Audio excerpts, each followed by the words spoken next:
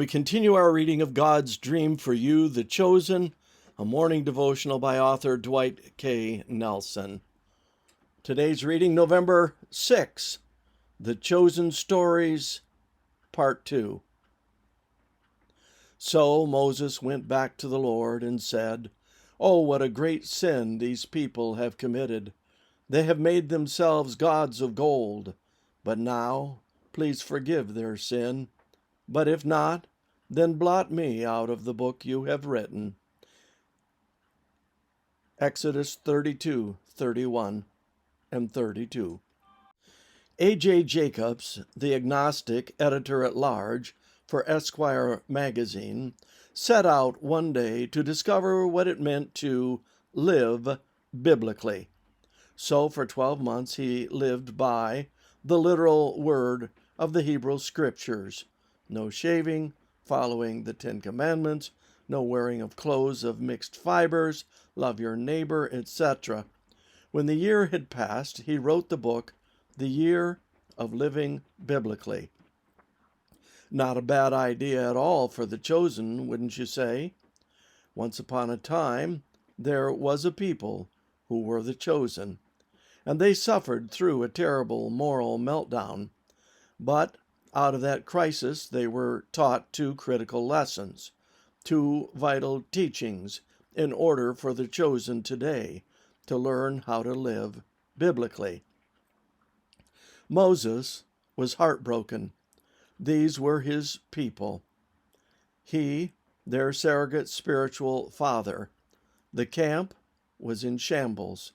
Those who had survived the terrible plague were broken and repentant. What's a God to do? Moses begged for divine forgiveness on behalf of the chosen. If not, as our text today records, then blot me out of the book you have written. The magnitude of such a self-sacrificing love, the love of a leader for his wayward people, is unparalleled in Scripture, save for Paul and Jesus. But the pre-incarnate Christ, to whom Moses was pleading, knew that for the chosen, this was a moment of critical learning. Lesson 1.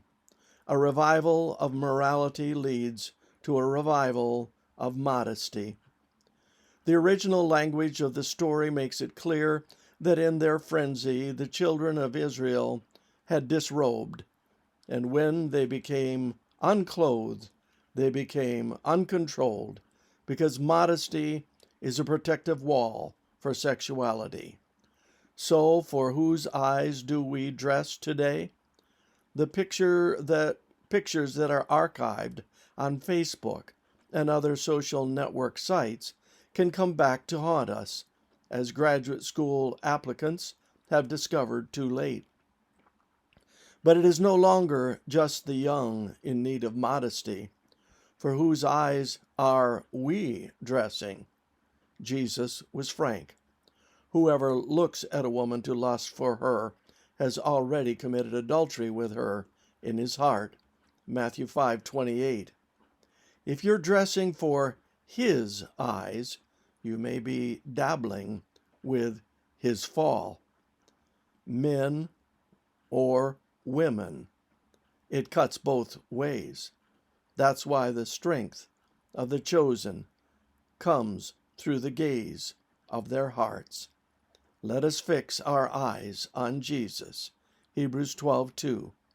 So, keep your eyes on him. This concludes our reading today of God's Dream for You, the Chosen.